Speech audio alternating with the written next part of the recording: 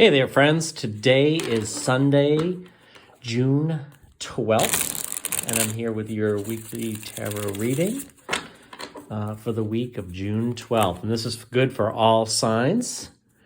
I would encourage everyone to kind of drop any comments or suggestions, or, I'm interested in understanding how this might be resonating with you. So share any thoughts down in the comments section down below. I apologize because I realized I've been saying that for weeks and I had the comments turned off. So technology is not one of my strong points. So let's just jump right into it here. We'll pull some cards to kind of get our current energy. Let's see what situation or individual may be coming towards us and what the outcome might be. So let's start with our current energy for this week. We have the Seven of Pentacles. We have the Hierophant. We have the Four of Swords. Interesting. Okay, how about the person or situation coming towards us?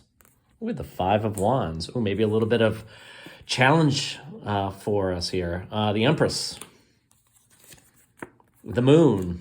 And the outcome. Page of Wands. The Sun. Does it get any better than that? That's fabulous.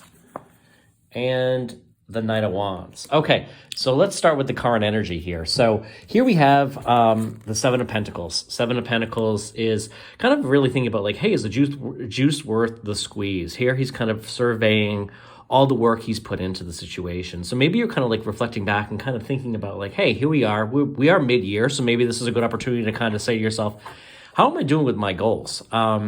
Whether they be professional goals, work goals, financial goals, which would be kind of aligned with Pentacles, right? How do we feel about those? And you might be asking yourself, is the juice really worth the squeeze?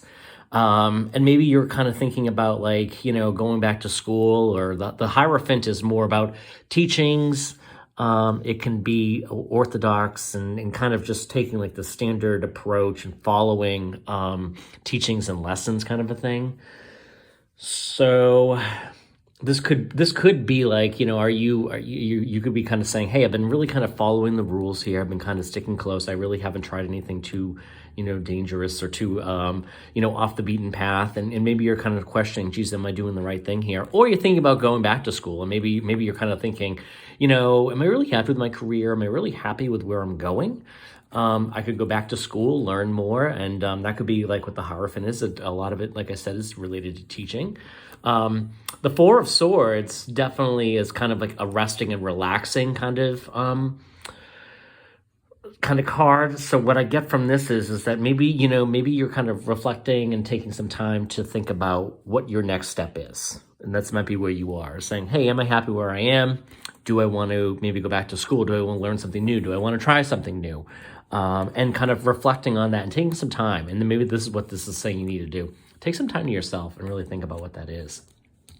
The person or situation coming towards you, maybe the thing that's prompting this analysis is the Five of Swords, which could be some sort of a conflict. It doesn't necessarily have to be a conflict either. It could be some sort of a challenge, right?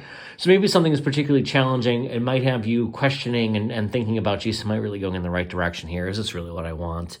All of these things are kind of coming at me. So you might be kind of thinking about that.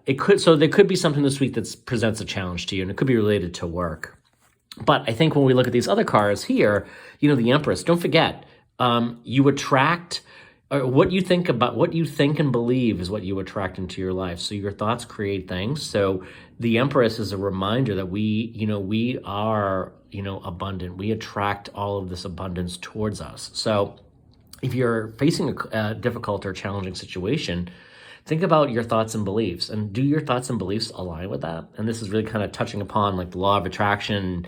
And I get into that a little bit, and I'd love to get into it more. So if you're interested in hearing more, again, put that in the comments down below. Because this might be, the Moon analyzing. Anytime we see water in the tarot, usually it represents, or oftentimes I should say, it represents our subconscious mind. So here, you've got the Moon, and we've got the water with the ripples. So it's kind of like, what lies beneath? What's there? So remembering that you attract, or your thoughts and beliefs attract and create your reality, is really suggesting, hey, maybe, take this and think about like, what do we believe? What's in our subconscious mind? What are the thoughts that we think, and what might be our limiting beliefs, right? So if you're facing a challenging situation, could it be the case that you're attracting it? And I guess the good news is, if you are, you can kind of change your thoughts and beliefs, can't you? So I think that's a promising conclusion to come out of that, right? Let's see. And then in the area of the outcome, first off, number one, a lot of yellow. A lot of yellow here to me represents, this is very good. I mean, the yellow is a very positive, cheery color. So the Page of Wands, this is like pure excitement, picking up something that's particularly interesting and invigorating, and maybe pursuing a new passion. Maybe this comes about as a result of this question that you're doing.